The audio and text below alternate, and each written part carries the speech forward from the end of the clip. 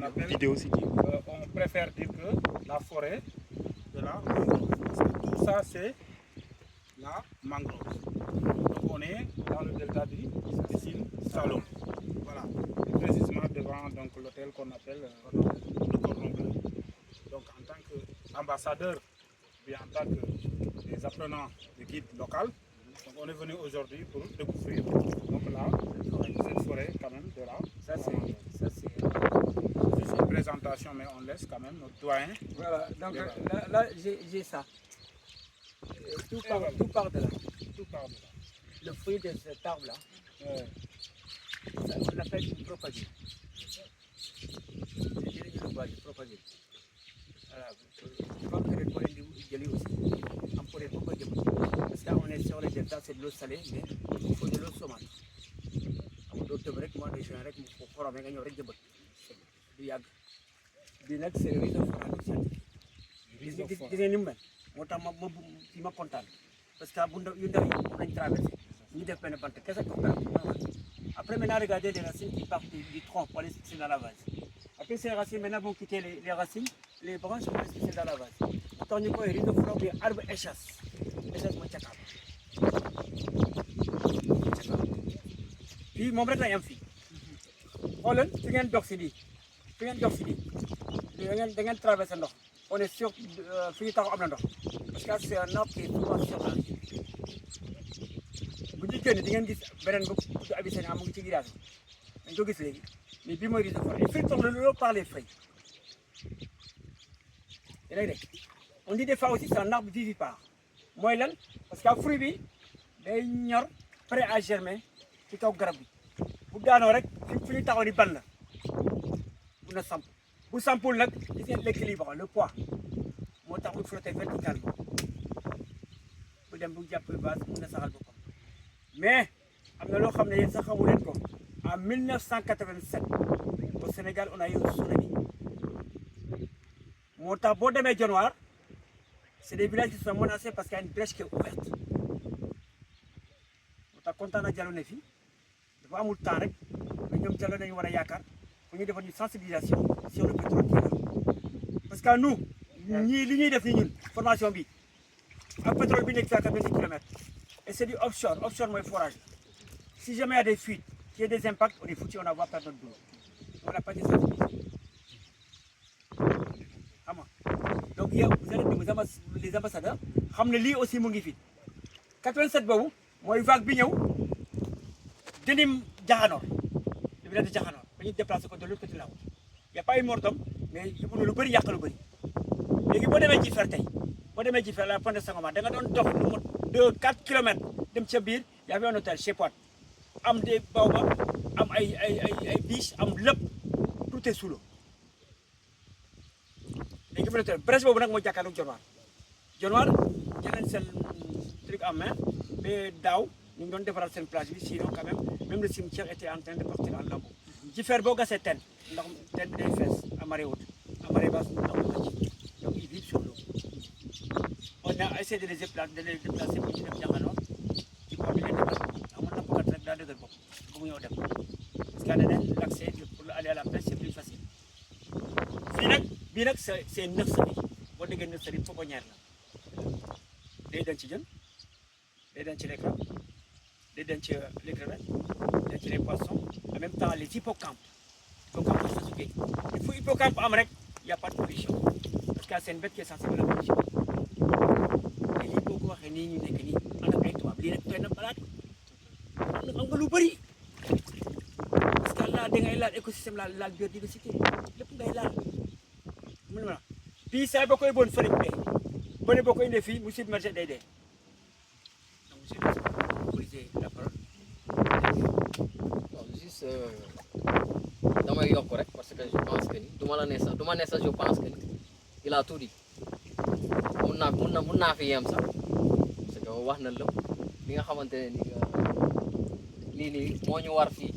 je pense moom tëj na mais c'est juste ma yokk li ngeen di gis ni seen ginnaaw nii c'était le 9 septembre 2025 bi maa la ko doon wax ma ne ça fait pas 2 mois 3 mois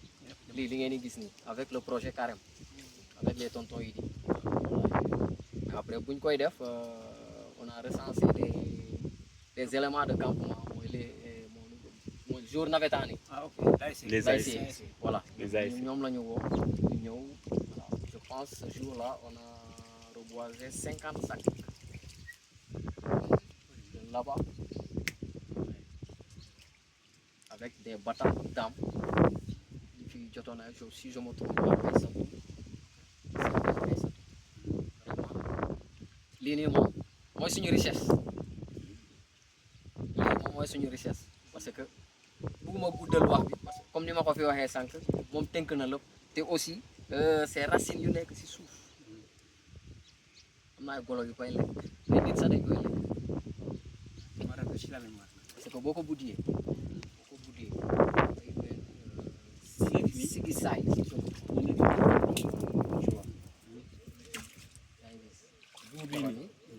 bu bi boo xiifee si àll mun nga ko lekk ba karaan nga te dafa des nag parce que day ngàcc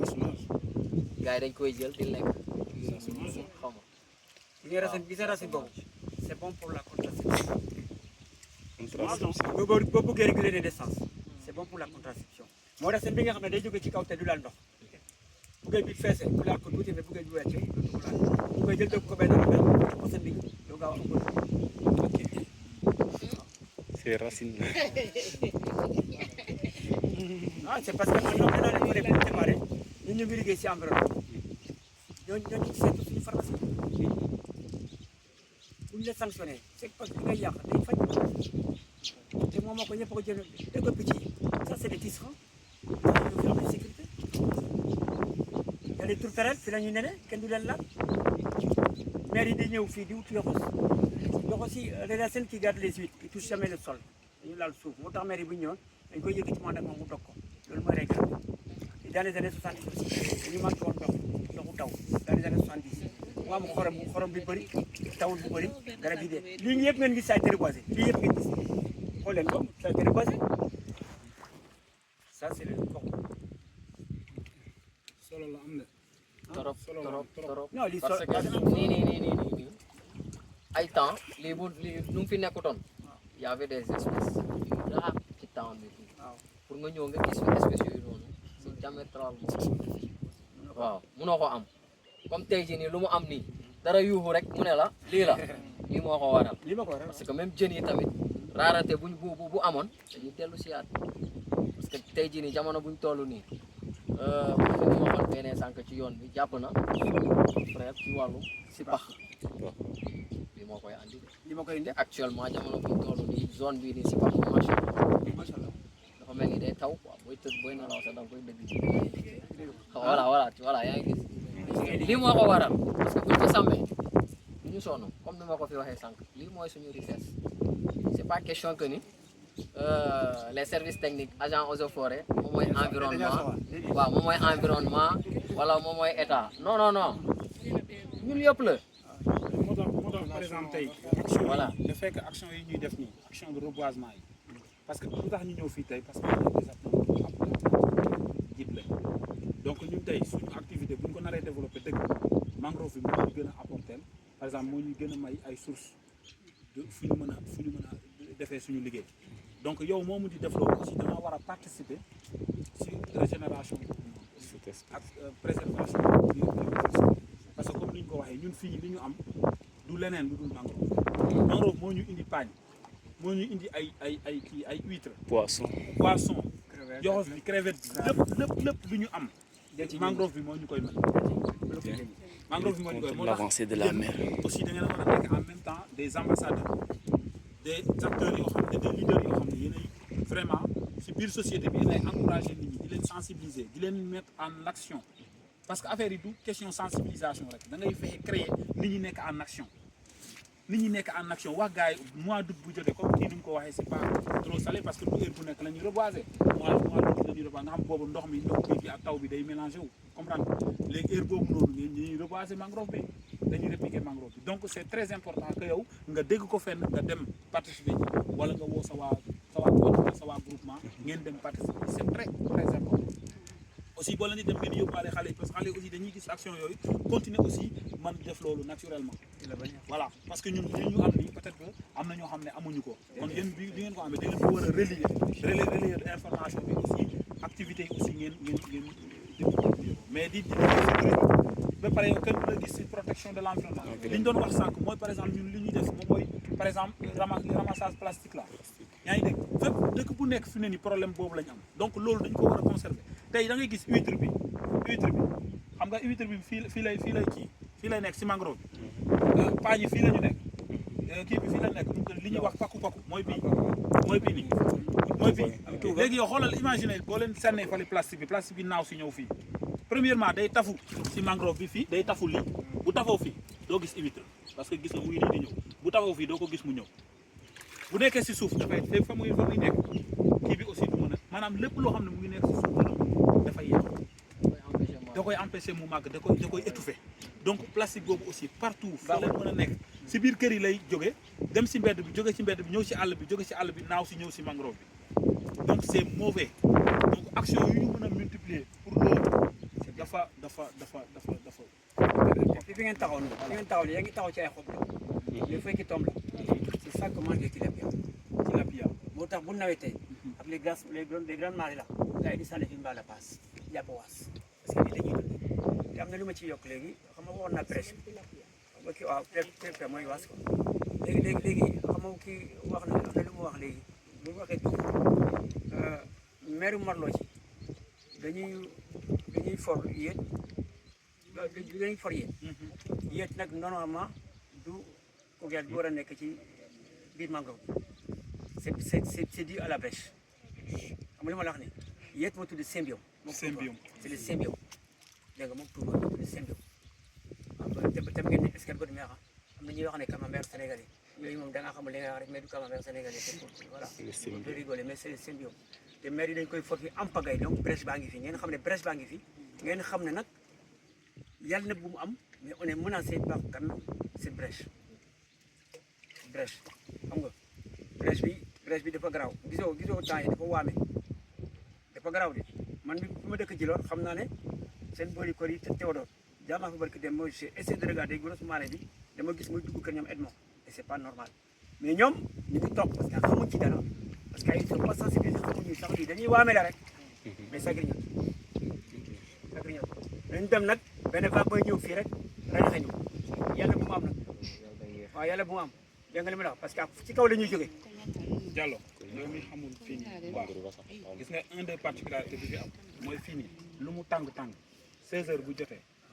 on a ce qu'on appelle te loolu fan lay jógee ci mangrove bi parce que mangrove bi vent bi day ñëw mais bu duggee si mangrove balaa mu jot suñu dëkk yi mangrove bi moo koy filtrer mu daanu si yaa ngi dégg loolu yëpp aussi particularité boo xam ne boo jógee Ndios moom fu tàng fa di ñëw da ngay boo ñëwee ba fii rek sans que affaire yëpp changé na climat bi changé na loolu mangrove bi moo ñu ko may kon donc loolu buñ ko protéger donc c'est impératif. Et puis il y a la faune, il y a les hyènes, il y a les chacals, il y a tout, il y a les singes, il y a tout à l'intérieur. Vous connaissez pas le marais, parce qu'il y a la sécurité, il n'y a pas beaucoup de mouvement des gens. Donc ils sont là, bon, les îles là, par exemple à 16h à 18h, tu les vois, on les voit à 20 mètres, en calèche. Il fallait où les ok. Donc, vous avez... C'est ça aujourd'hui la pertinence de cette journée. Donc hier on a vu lors de la deuxième journée l'importance de la protection de l'environnement. On a mis l'accent particulièrement sur la protection, la conservation de l'environnement. Alors la pertinence de la journée d'aujourd'hui, c'était pour vous montrer concrètement pourquoi hier on vous a demandé de participer à la conservation de l'environnement. On pouvait le faire et se disperser, mais on a tenu à organiser cette journée d'immersion, cette journée qui va consister à descendre sur le terrain pour vous permettre de voir les avantages de l'environnement. J'avais dit hier la population locale, je reviens encore sur la population locale. Diallo, en tant que service technique, à lui seulement, il ne peut pas protéger l'environnement. Il a besoin d'être accompagné. Et qui doit l'accompagner? C'est la population locale, donc acteur clé de la protection de l'environnement. Vous devez servir de relais, vous devez participer à vulgariser déjà cette richesse que vous avez. Il y a dans certaines localités, cette richesse, elle n'existe pas. On rêve, on ne sait même pas c'est quoi une mangrove. Dans certaines localités, on ne connaît pas la mangrove. Aujourd'hui, vous avez cette richesse. Là, moi, je n'ai pas vraiment regretté de venir dans cette ancienne. C'est une zone qui est pleine de richesses. Djibi, nous vous remercions pour la pertinence déjà de vos interventions et sur la richesse du tout que vous nous avez permis tout simplement. Donc, Nous remercions également les partenaires. L'équipe Soko de vie avec leur projet. Donc, avec Carême, c'est un projet naturel. Moo ñu permettre tey en tant que jeune ñu mën a participer si lii waaw bëggoon nañ ko si ku nekk am na envie mais on n'avait pas quand même les moyens pour opportunité bi donc tey boo gisee Diallo jógee ba Kolda je crois ñëw ba fii donc loolu li ko Soko de vie ñoo ko def donc on les rend ñu remercier bu baax a baax. aussi mu am li ma yokk ci wàllum xasee ba jàppante ba mu am doole bant bi ba mu am doole la zone Casamance les animistes mooy seen kees bant bi kees. maanaam animiste bu décédé ki nga xamante ni mi ngi yor tur bu mag defaree kees waaw. dañuy defaree kees ok ñu koy pratiquer moo garaaw mun nañu dagg dans les deux côtés fii 8 yi lañ koy tegee ñu jël genre les feuilles de kii luñ koy di feuilles rognées yi lañ jël ràpp ko takk ko ba mu dëgër jël planche teg ko si suuf def ko ay trou léegi lu ñu ràbb noonu loolu la ñuy jël jàpp ko ak planche bi léegi day dem ba doon balankaar mais du am lu koy fat ci kanam rek la ñuy fat def fa ay bëjën ay dégg jël benn bant traverse romb beneen bi romb ci ginnaaw mais suñ defee ni léegi nit ki ñu koy tëddal takk ko ba mu dëgër laa la wax de bon mun nañ ko muur presque je peux dire de 15 se rabali mun nañ ko muur ñëw nekk ci balankaar bi léegi moom tuuram bi mooy manifester ñu ko yenn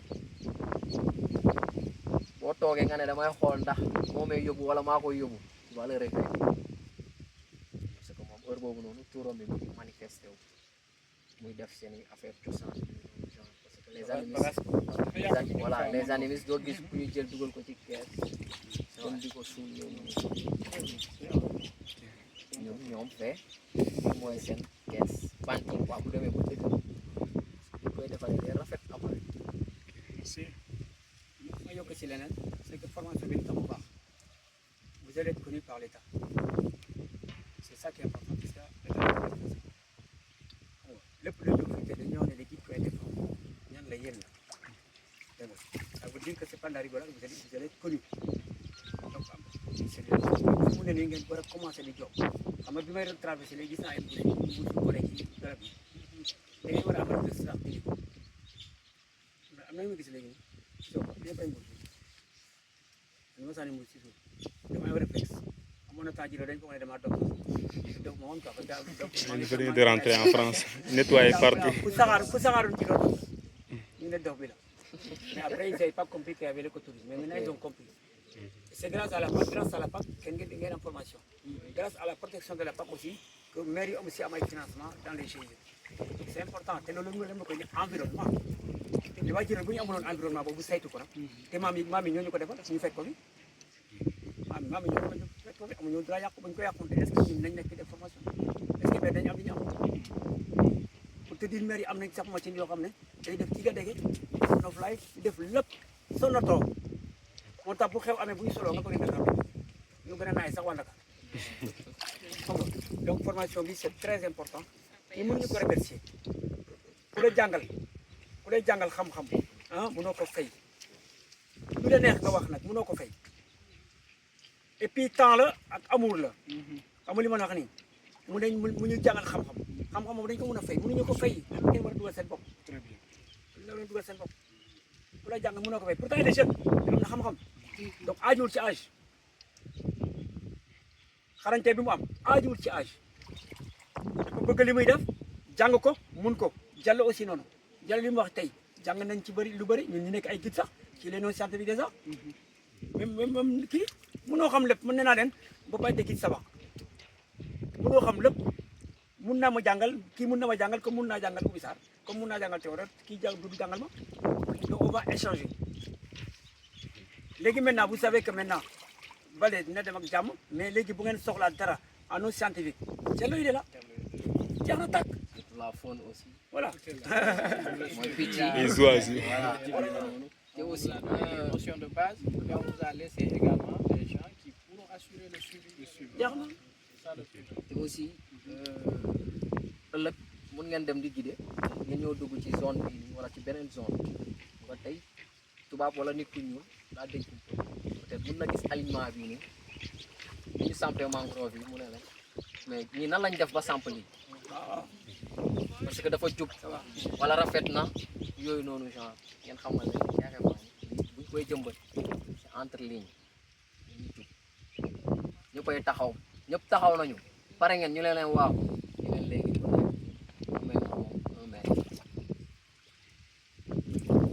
nekk amee moromam 1 mètre ki nga xamante ne ni moom moo départ fële ci moom la ñuy jëlee départ su ne fë rek dañuy am 1 2 nga samp 1 2 nga samp 1 2 nga samp su la neexee mun nga gëstu xool ndax yaa ngi aligné wu